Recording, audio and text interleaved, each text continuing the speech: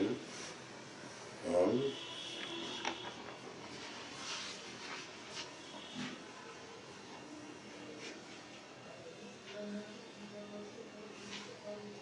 substratum versus objective.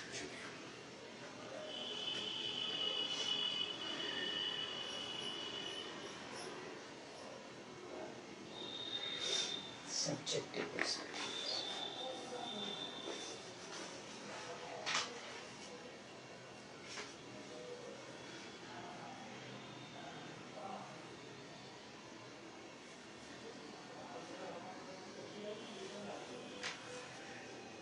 Now, 17th session, Shloka 9, verse 9.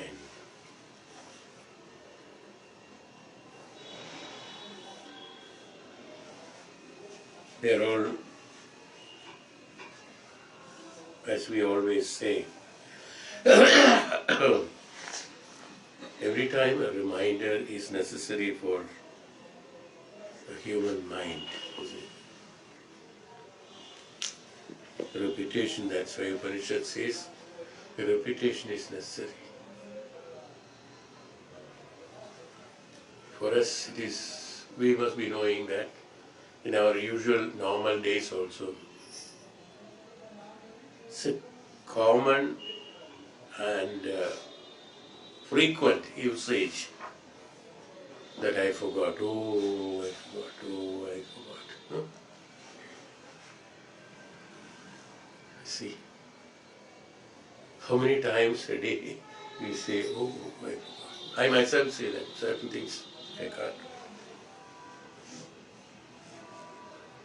Memory is manifestation, mind is a manifestation.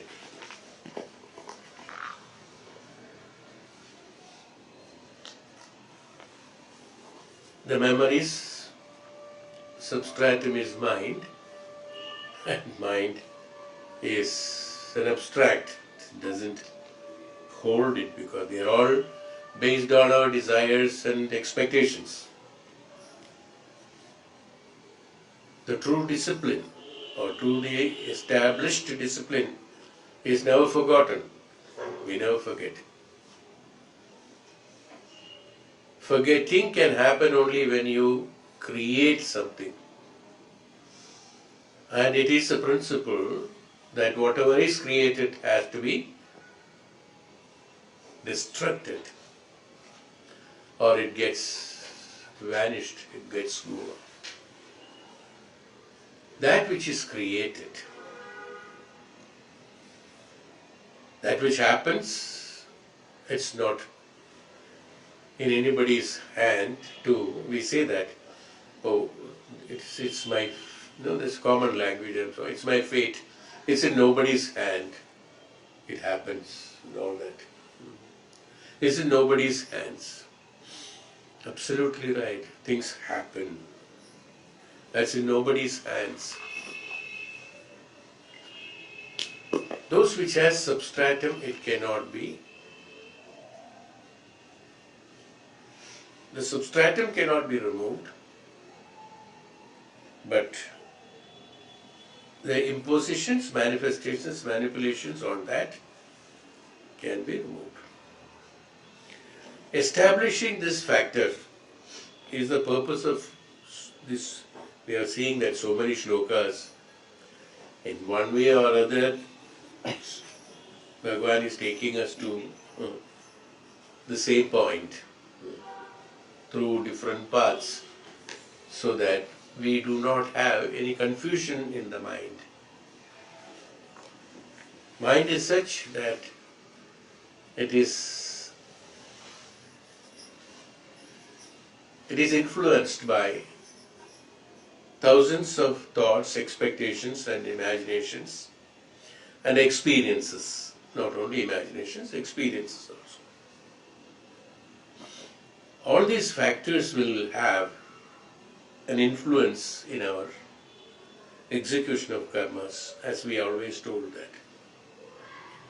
And also in our thoughts. I have also told a number of times, not only I, and great men, and Swamiji himself, great Bhagwan himself has told that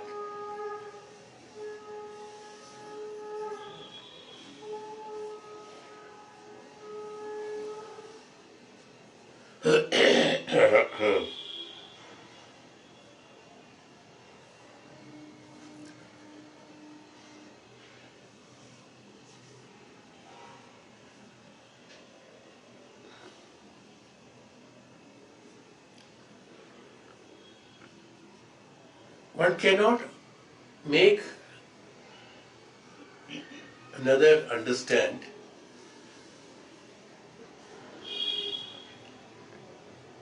about about something which is not physically visible or physically experienced for the common man. That's why everywhere in Upanishad you will say that an inference to be drawn. This requires tremendous discipline of mind and tremendous discipline of intellect in order to understand this and establish it. It's not easy or it's not possible for a mind which is not disciplined in that direction, because when its association is with the indriyas and with the externalities and with the expectations and experiences, it is totally absorbed in those events constantly without giving a pause, space for a thought that which has not been experienced, that which is not expected, or which is not happened. That this mind is only meant for. Mind can be applied only with the instruments of experience, expectations and desires. It cannot experience that which is the higher consciousness, what we call. It can experience only the lower consciousness, where it requires a support of sharira, indriyas and mana and intellect and the objective experience. Without that, the mind cannot survive, cannot support. The mind is meant for these physical experiences only.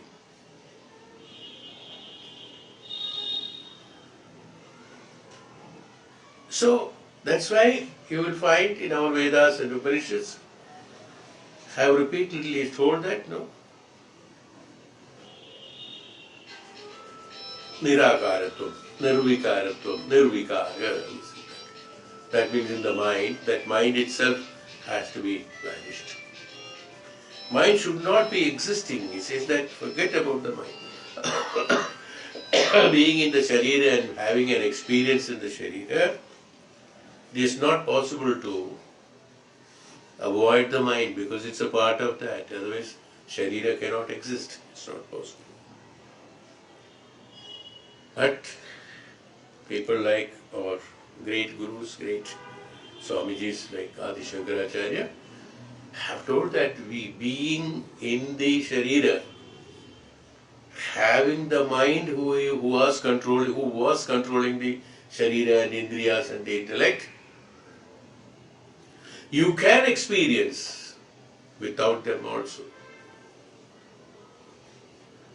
It is not difficult. We are training the mind to experience the externalities and objectivities, to have an objective experience. Till the age of 2 of human being, according to Upanishad and Shastras say that, it doesn't feel any affiliation towards anyone other than the mother to great extent. Why? Because the inception was there in the substratum was the mother. So in order to have that physical body and mind, have only attachment to the mother, no one else, and nothing else. Let it be a footpath, let it be an air-conditioned room, let it be an aeroplane, let it be in a car. If he wants to sleep, he sleeps, that's all. Forget. There are no conditions. He doesn't have any affection. Anybody smiles at it, it smiles, that's all. He doesn't have any discrimination of caste, creed and things like that. It doesn't have any affiliation. It doesn't have any affiliation towards anything. You put on the clothes to him, it wears. He doesn't put on, don't wear. That's all.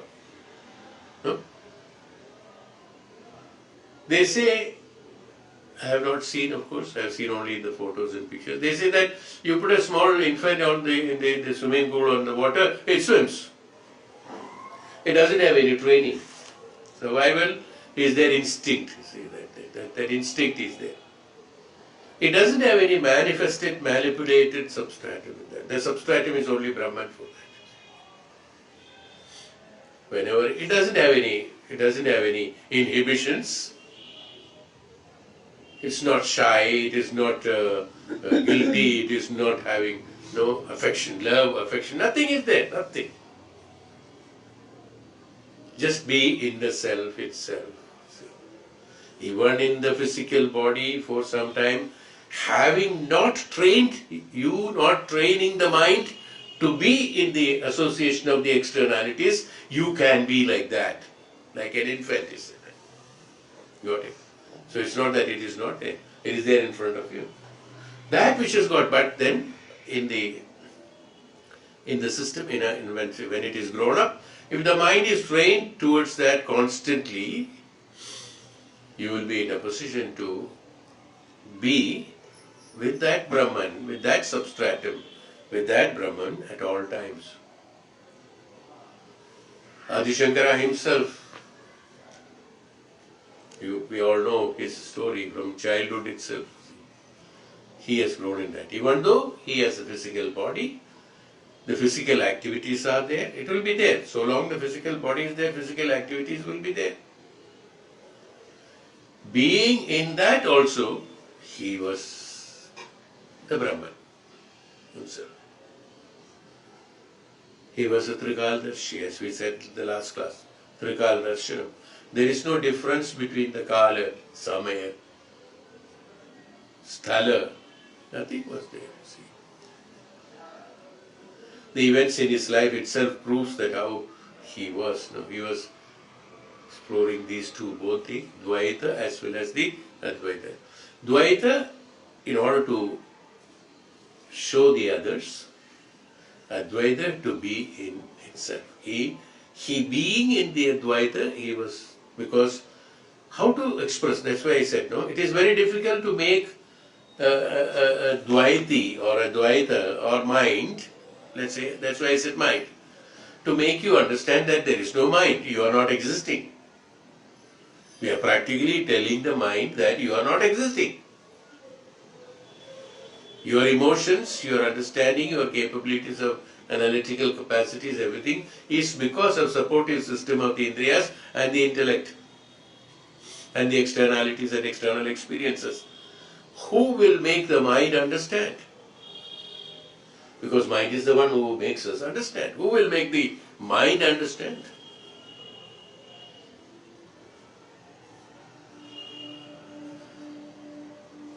During the process of experiencing the Brahman, the mind gets tuned to that.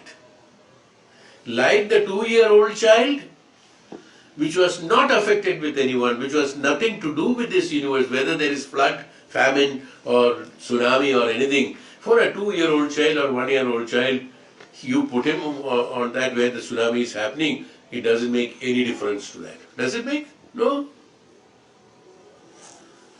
When it has got discomfort to the sharira, it may cry a little bit. That's only because of the external experience. Otherwise, does it make any difference? We have heard, when tsunami was there was a child, or I don't know whether it must be true, somebody said. When the water receded, they found a child on top of the tree. Like that, happily smiling. And you go and smile at it, it smiles.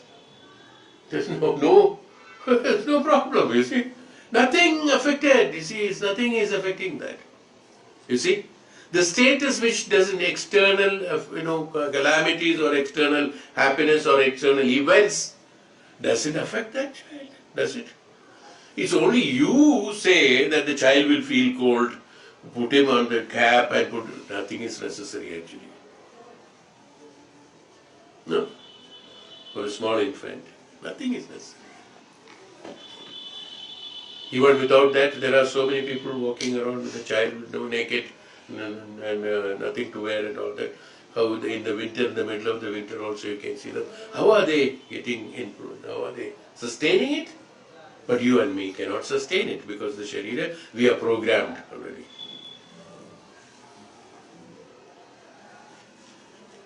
I'm just telling that we have to make ourselves aware. It is there around you and it was there around you, it is always there around you, but we don't want to understand. That's the thing.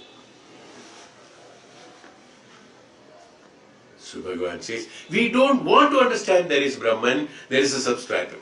We don't want to understand. But if you want to understand, it is there. This wanting to understand is called the having tuned to some other discipline of life. In order to change that discipline to a different discipline, we have to struggle, we have to practice, we have to take the turn of that. It is that. When we are used to experiencing the events that has been directed by the mind and indriyas, in order to eliminate them, we have to practice it because we have been enjoying that facility. We have been enjoying it, our mind and indriyas and the neurological system and the physical system, we were enjoying it. We were thinking that this is the truth. We have to undo it first. Naiti, neti principle. We have to undo it, then we have to identify that there is problem. Now, total undoing, rewinding and then re-establishing is not possible. So the principles I have told you that keep on pouring other liquid in the other glass, it automatically one day the whole thing gets filtered towards that. So gradually and slowly, along with this, inculcate the habit of doing tapasya towards the Brahman, Naham Brahmasmi. At one point of time, totally it becomes. There is a great discipline required for that. These are the methods they are suggesting. In Jnana Marga, we understand these things and gradually we become aware of the Brahman. But in Bhakti Marga, any Marga you choose, there are any Marga for that matter, any possibility that. Through any process or through any way, however the mind is being accommodative towards that particular way of discipline that you are enforcing or inculcating, you can choose and then travel towards that. No problem. The ultimate is that we should reach that goal of that, the God consciousness, that existence of the Bhagavan, Ishwaratva.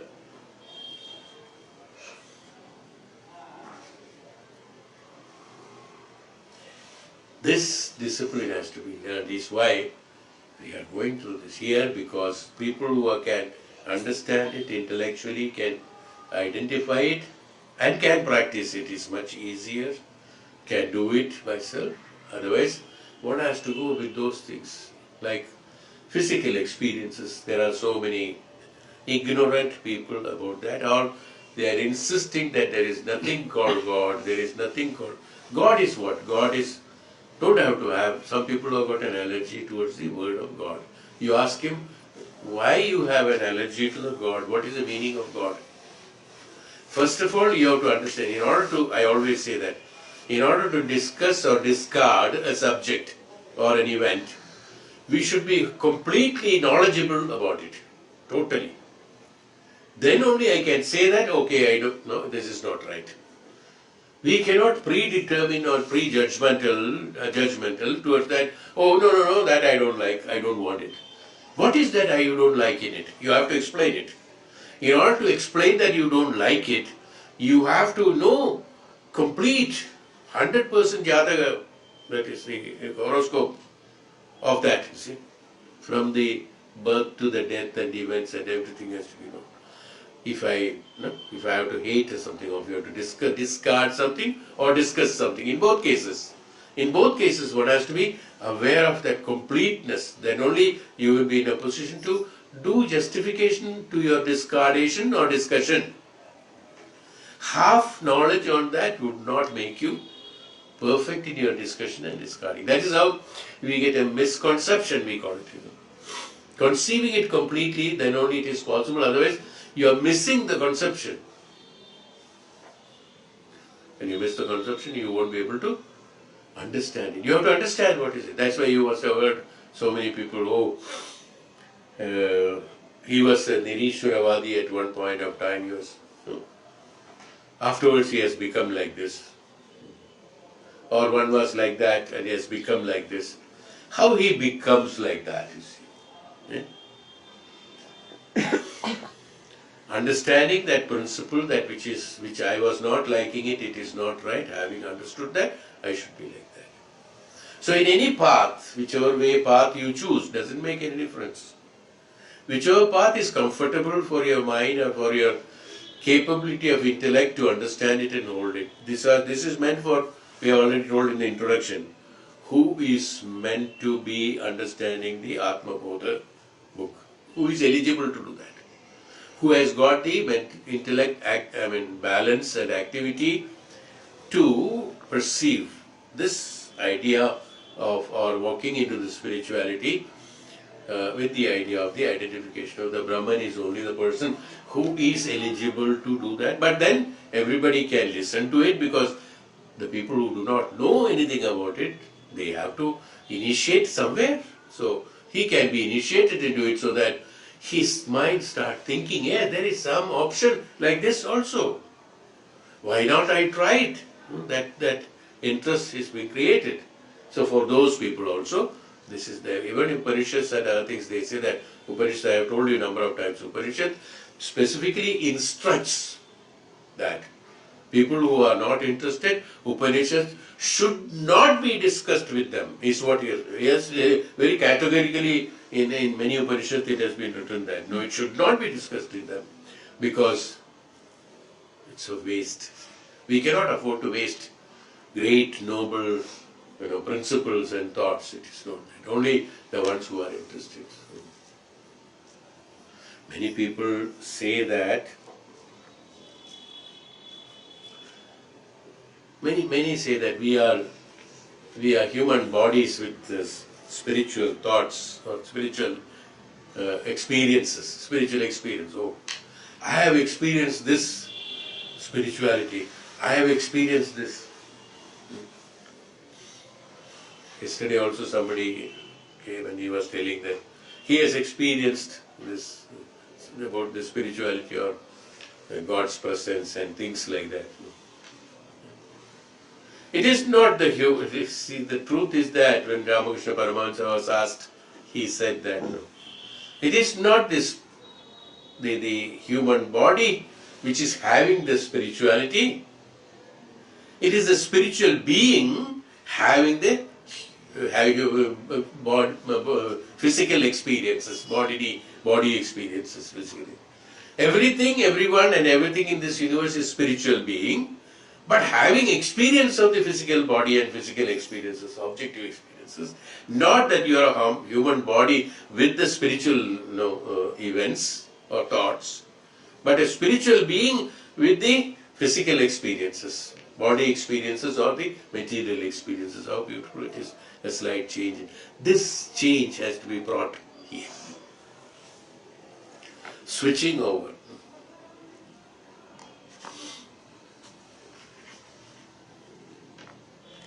The other day when we went to the market, we found a bulb which says that when the power goes off, the bulb will automatically light up. There is no that this thing is required for any, transformers or light or something. It automatically, but the power has to go. You got it? That which is there existing, that has to go, then this will function. This is meant for that. If you don't want it, it will not. When you put both together, it will not function. That has to go. One has to go. So the consciousness of spiritual being in the physical body is not to be forgotten. We should say we are a spiritual being having the physical body experience. It is not the body, it is body experience that the spiritual being is having. This consciousness has to be brought in, is the purpose of telling all this. Or this is called the experiencing the tapasya or disciplining through the tapasya. Tapasya is that all the feeling, very simple equation you have to understand. Vedantically, if you want to progress,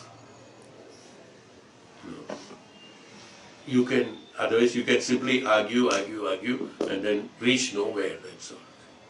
One has to understand Vedantically, spiritually, if the Vedanta, if the truth is that.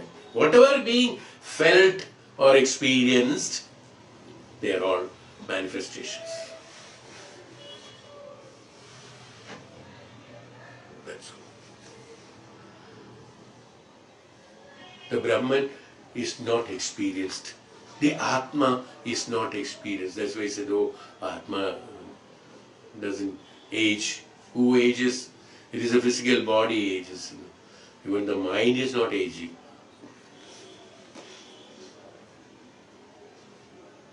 So many Hindi songs are there. No? Mind is the same and then physical body is the same and all that. No? They are making us understand. Look. Because it doesn't have a physical formation. The ones which has got a physical formation or which is got created only will age and will die. Which aging means will be becoming old. That which is not created is neither new nor old, nor small, nor big, nor created, nor destroyed. No, nothing. It's existing, it's permanent. That's why it is known as existence. It will always be in existence. To 10 generations before or 10 generations later, or any changes that is happening in the physical world, but the existence is the same, the substratum is the same, is what? There are so many cinema halls. Same screen is showing so many movies in different ways, but the screen is same. No? Every time you see that, when you see the superimposition on the screen, some of them you say that, oh, I have enjoyed it thoroughly well. Some of them which we don't enjoy, then we start finding out whether the seat is comfortable or not, whether surroundings are okay or not, then whether the sound system is okay or not. Those days which we don't like, then we come out that it was so loud. But the other movie, when you said that, you never said that it is so loud, it was so nice, everything was nice. No? See how it is? Superimposition on the screen is the same only, there is no change. Attachment towards that, attraction towards that makes the difference to you. You are experiencing you being a spiritual being, you are experiencing the physical experience because you like it. You like the sufferings. You like the kashta. You like the dukkha. You are getting attached to that and attracted to it. Without that, you cannot survive. One day there is no problem, my God. Khali lag raha hai. And that day empty. He says empty. The other day he is, oh, so nice. I got so much of problem. Aaj pata nahi kya baat hai. Two questions coming into my mind. No problem. Nobody is fighting with me. How we are, you see, it's a small examples I am just projecting, that's all. To make you conscious that how we are programmed towards that. So if you can experience that, can you not experience Brahman is my quest? is what, not mine. Adi Shankaracharya, great personality, great incarnation of the God himself. He is telling that everything is there in you. Is why he said it's a spiritual being. Anything you can switch over to very easily. Today you are not a bhakta, tomorrow you become a bhakta. Through bhakti you find the ultimate of the bhakti, then you turn to the Lord. You want to become that. So many stories we hear, so many Puranas are there, we are listening to that. It's the basis, that's what is called substratum.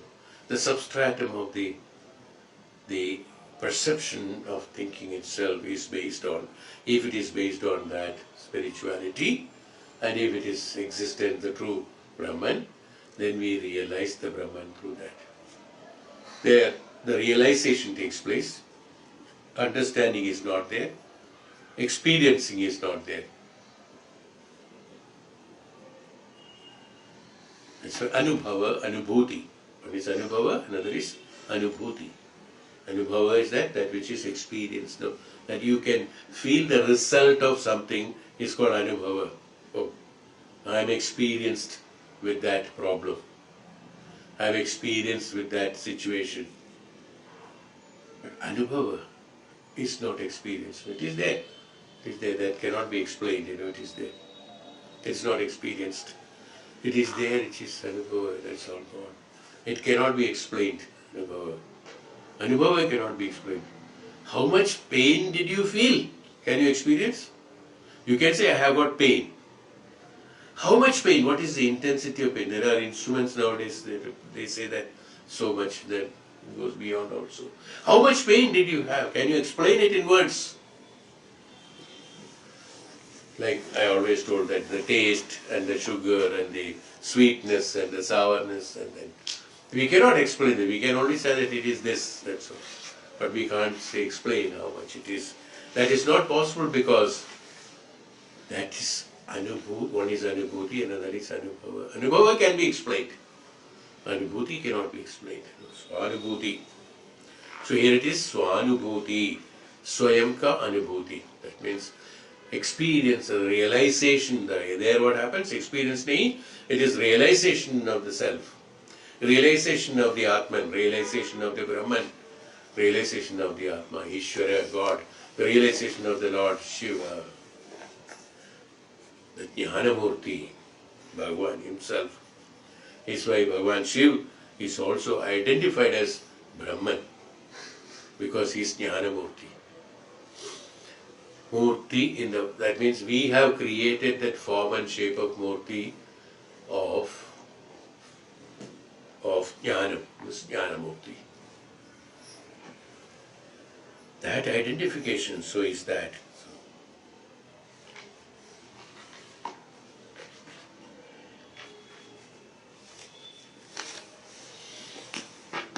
This basis has to be there, that this is what I have to understand it, I have to transform myself. Yes, nothing wrong. Of course, we had been experiencing, we have been brought up, we have been tuned, we have been trained in order to live the way we are living with the Sharira and Mana and experiences and experience. We all do that, of course. Fine, you go ahead with that, gradually. But also you just start pouring this idea, pouring this knowledge, pouring this jnanam into that, the Brahman, inculcate it. So at a point of time, gradually, as I told you, that number of insertions into it, mostly, these insertions will take the body of that. You see, we become that. Is what they teach in the sannyasa. So these are all meant for those people only. Actually, these are all meant for the one who is enlightened. Why this subject is being discussed? It is being discussed because one who does not understand what is called the spirituality and what is called the Brahma Tattva, Brahma Jnana. So people who want to be identifying that and be there, one has to go there. I heard somebody speaking or somewhere I have found out that I have told during the process of our Upanishad classes, I have told these things that Adi Shankaracharya have clearly, with absolute clear concept, without any doubt, if and but there, he has established and explained and established Advaita Siddhanta, Vedanta, Advaita Vedanta. No options there. There was, in the same era of him, Ramanujacharya, who was there from the Tamil Nadu. Ramanujacharya has created, which is known as Vishishta Advaita Siddhantam. That means through the process of Dvaita, how do you turn towards the other? But he's establishing Advaita, but when we are in Dvaita, how do? So that's why it is known as Vishish, qualified with the Siddhanta. They call it as qualified Mano.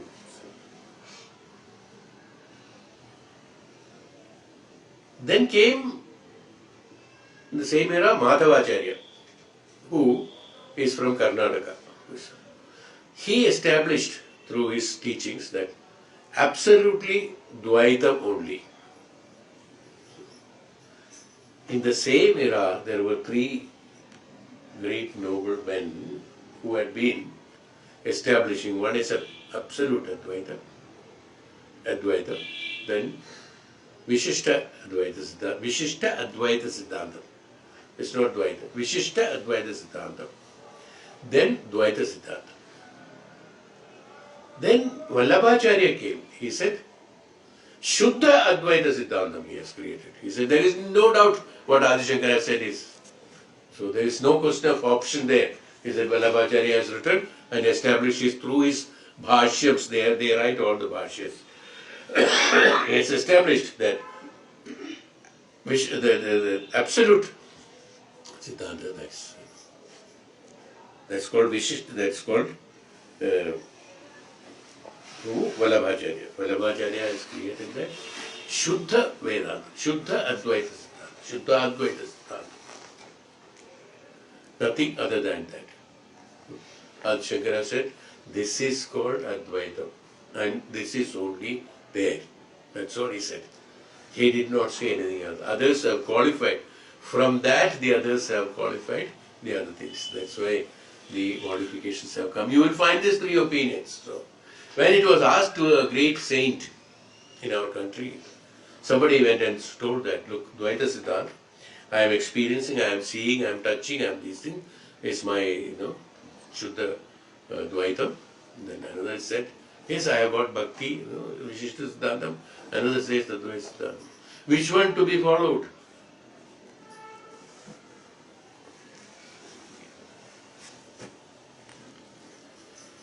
He asked him, which one to be followed?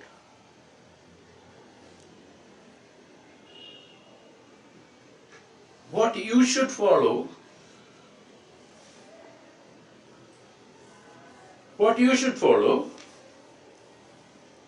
that what you understand.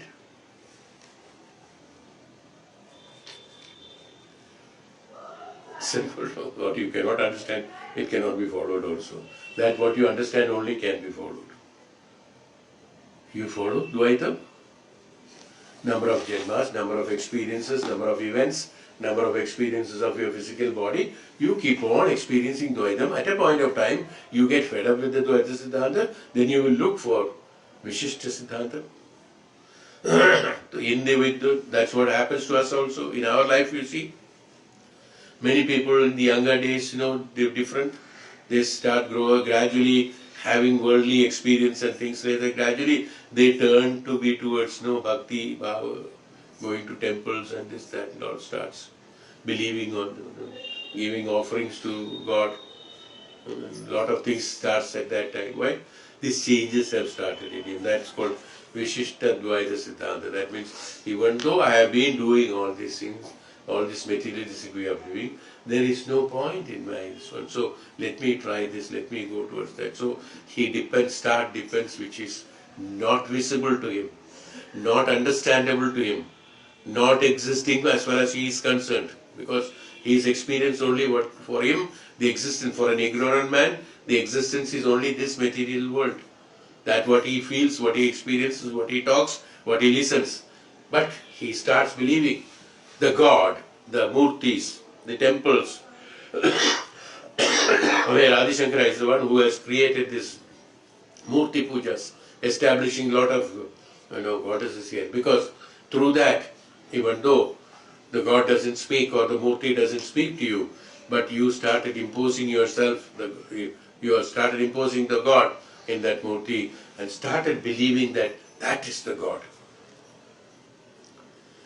Vishishta Advaita Siddhanta. Got it? And the one who is got through in the bhakti in a great manner and gone beyond, he finally says that it's nothing, not even in temple, not even there. The God is all pervading. Sarva Vyapi. In America, I think somewhere one Swamiji went and asked, was talking about the Sarva Vyapi, because the Atman is a Sarva Vyapi and the Brahman is Sarva Vyapi. Your Atma is Sarva Vyapi. Actually, it is not engaged in the physical body. It is free as a bird, flying. So, somebody in the audience has told us that, will you please wait, Swamiji?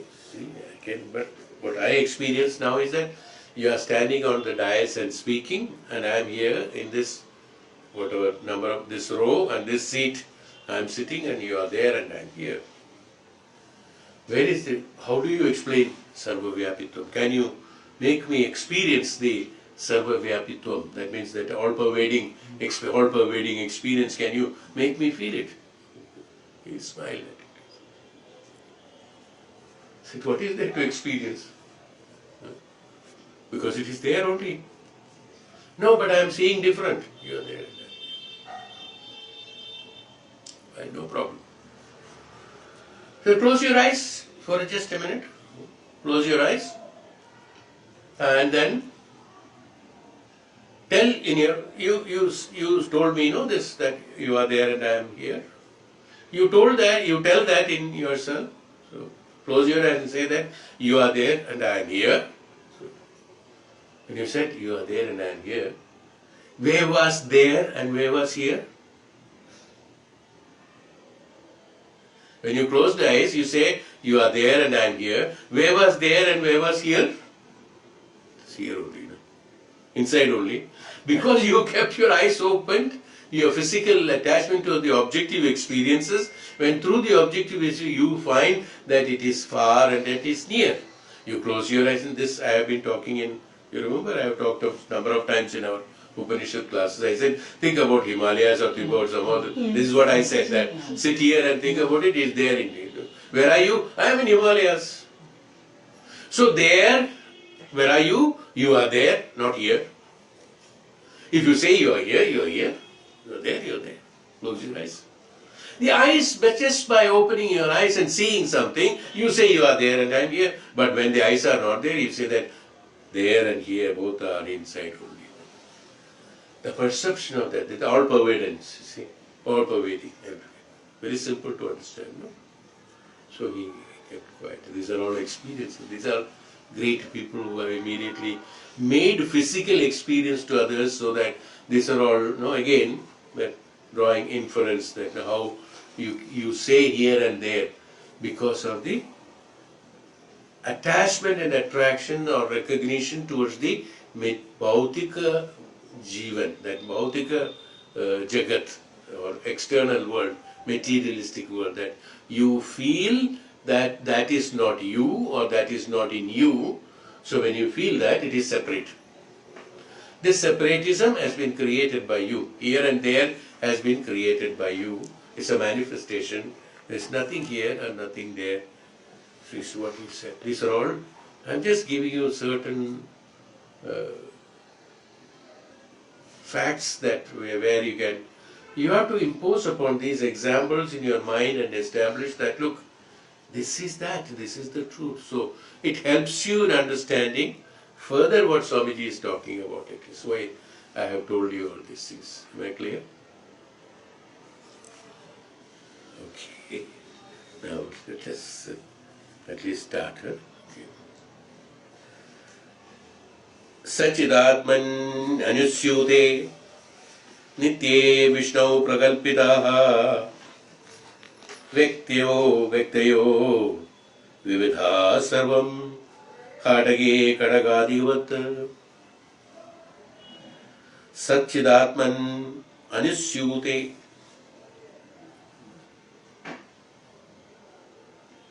Atma is Satchidananda, Satchidatman, which is the nature of the Atman, is self-existing consciousness, is called the Satchidatman, self-existing. It is Anasyutam. Anasyutamam means Pravaha, that means it is all pervading, it is spread all over. We say that Nadi, Pravaha of a Nadi is known as Anasyuta Pravaha, means that it is constantly flowing, you see. Constantly flowing.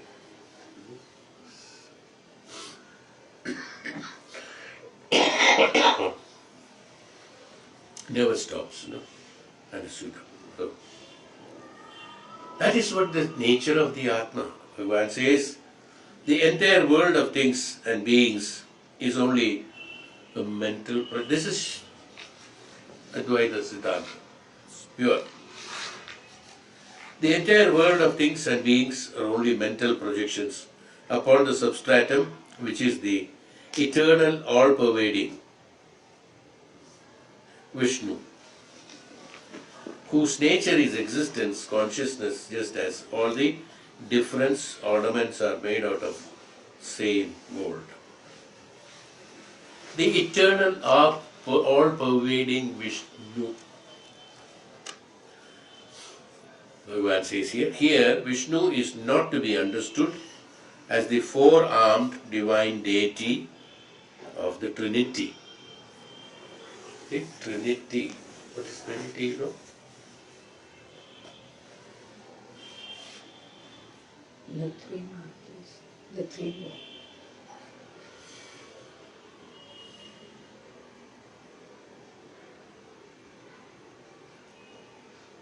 Where Trayam is existing, past, present and future. Three gunas are existing, Sat, Rajas and Tamas is existing. That's why the Trinity. So, or three devas, that Vishnu, Brahma, Vishnu, Maheshwara, Trinity, these are all three. Wherever the three is there, that is all basis of that. The Trayam has been created based on the gunas. So, if the gunas are there, of the Trinity, also the Tridevata. Actually, Tridevata is only a concept. It is not a. It's only. It's not a truth. It's not the existence. There is only Brahman alone.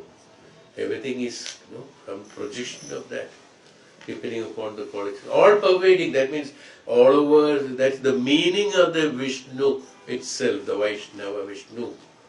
The meaning of the Vishnu itself, that which is everywhere, that spread all over, is called the meaning. In Sanskrit, even the literal meaning also says that it is all pervading, that is all over there.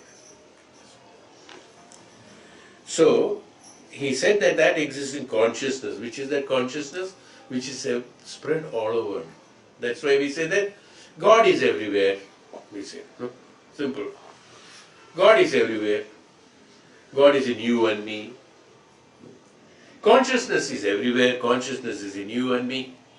Only thing, the word God has been changed to consciousness. That's all. God is a representation now.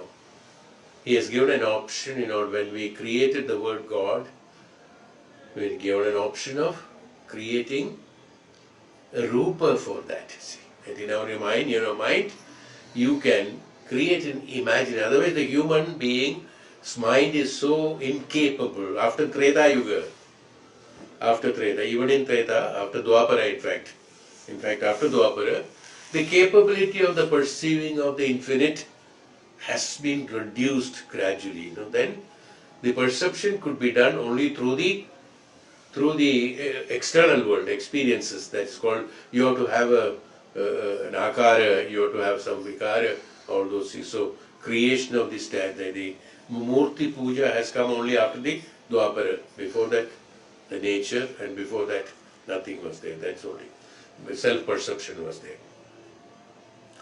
in the Krita Yuga. Then the Dwapara came, Dwapara, slight modification of yajnas and things like that were there, where through those evoking has taken place. Then the Treta Yuga it started, then Murti Puja started. Then that too, in Treta, in the initial two halves, it is not there. The after the two or the second, everywhere there Chaturpada, four padas are there. After the second pada only, the Murti Puja started. Before that it was not there. Okay. Anyway, that's totally different. So I just told you when we said about. So these akaras, and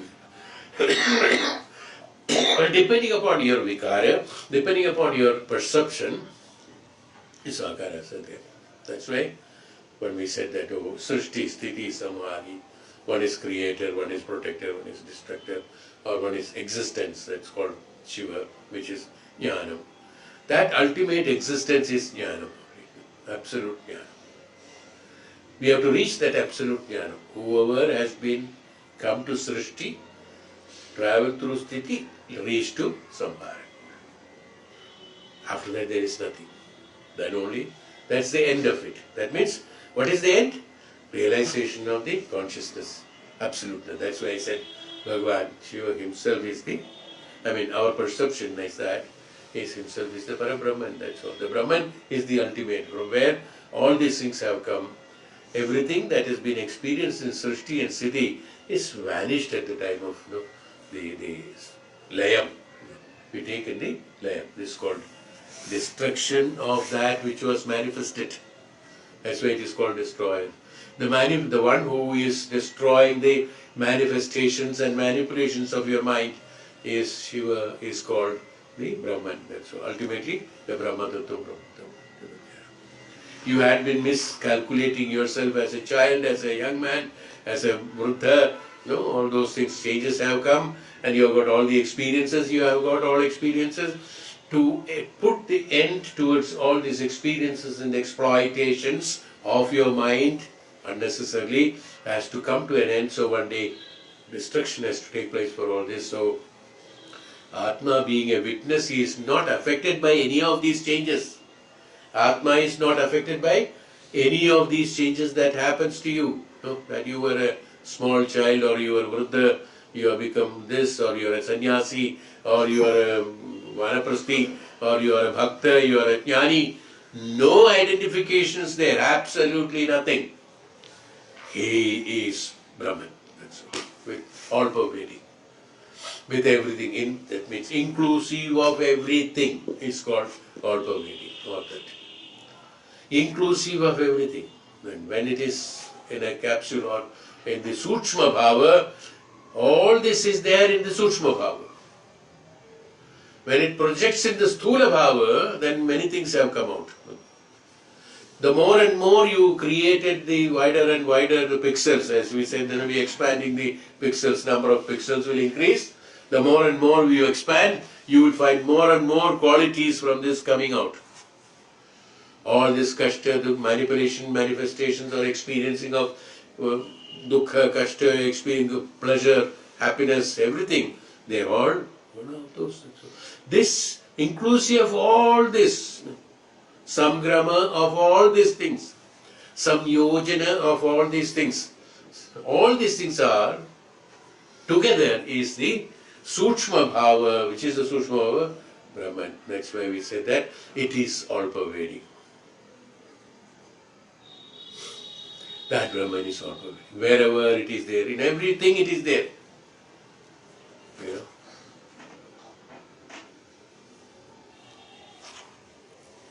So, the ordinary gross mind can never lift itself to grasp easily the subtle truths of the highest Vedanta. I have been talking about this. Normal mind cannot. Gross mind can never lift itself to grasp easily the subtle truth of the highest Vedanta. Highest Vedanta in the sense, highest consciousness. Veda, Anta, knowledge, end of the knowledge is called consciousness again. The translation is that, so that's Vedanta.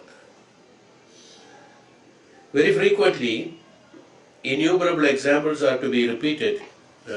I've been talking about repetition. To be repeated, to push the subtle philosophical ideas into the comprehension of an ordinary intellect.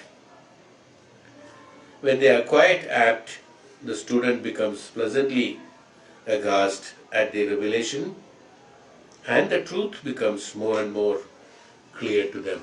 Till the time you are in the cloud of understanding of the externalities of the truth, pleasure is the happiness, and things like that, or I have got problems, kashta, dukkha, identification of various things that is happening to your sharira, and leading your life only through experiencing or experiences. They are all misconceptions. When you do tapasya and start understanding the Vedanta, which is difficult in the initial stages for a mind which is totally involved in the physical activities, it is difficult. Gradually training that or disciplining the mind, I would call it as disciplining the mind, not training. We can't train the mind, we have to discipline the mind. Training is different, disciplining is different. Training is that you can add to the training, into that is training. Training of this, training of that, that means to practice it. Spirituality is not to be practiced, even though we call it as spiritual practices. Spirituality is not meant for practicing, so we cannot call it as a practice. We have to say disciplining them. That means discipline is only one. There cannot be two disciplines, no, opposite disciplines. One is physical experiencing and spiritual experiencing. The spiritual experiencing is that discipline. That's why I said not training, the right word is to be used, disciplining. Disciplining, by that this is right and this is to be done, is called disciplining. That is not right, should not be done, is disciplining. You see, that's discipline. Training is, you can have this as well as that. No, that's why I said it is discipline. So disciplining the mind, when you discipline the mind through the practices of tapasya, meditation, and understanding of Vedanta, plus the Diksha from the Guru and the support from the Guru, constant being in the satsanga of the nobleman whose knowledge incessantly flowing from his third eye, it's called Anasyuta Prava, incessant flow,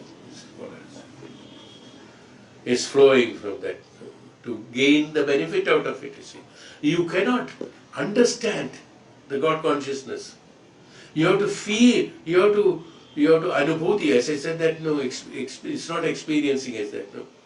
You have to be that, you have to be that God consciousness. Well, in the physical terms we say experiencing, that's all. But it's not actually experiencing. No, experiencing has to have an experiencer. There has to be a karta, because experiencing is bhokta. There has to be an experiencer, karta has to be there. Kartatva should not be there, karta is not there, because he himself becomes that. Anubhuti becomes that anubhuti of the bhakti, anubhuti of the jnanam has to come, so that I do not perceive. I always told that, no, don't become a jnani, you become a jnanam, you see. Jnani means again, no, you have.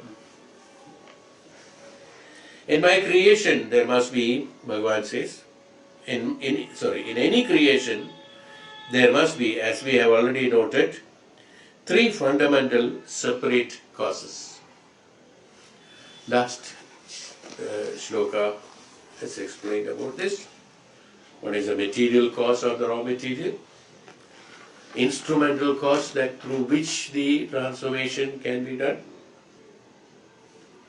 Next is the efficient cause, that the intelligence that creates the instrument as well as the output work at the material with the instruments. These three are necessary for any of the creation, what we call it, we call as creation.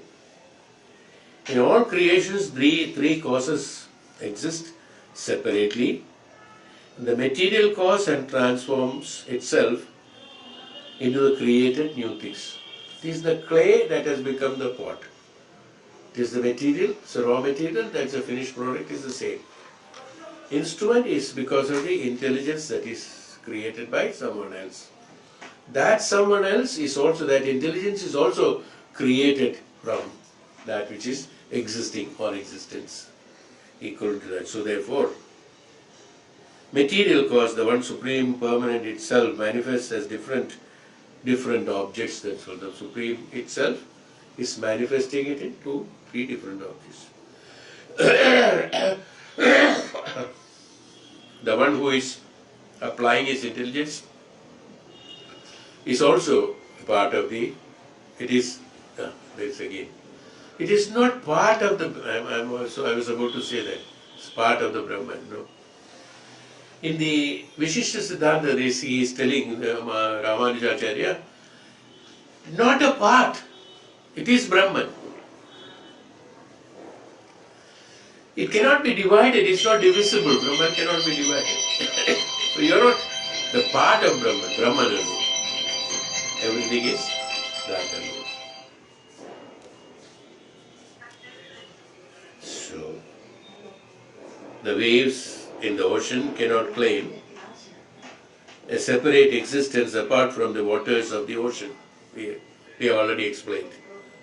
Likewise, this outer world and our own world of experiences in the physical, mental and intellectual spheres arise from, exist in, merge back into the supreme awareness which flows in every body or in everybody. And like the bubbles that form and burst upon the surface of the water, different experiences in different hearts rise and fall before the one consciousness.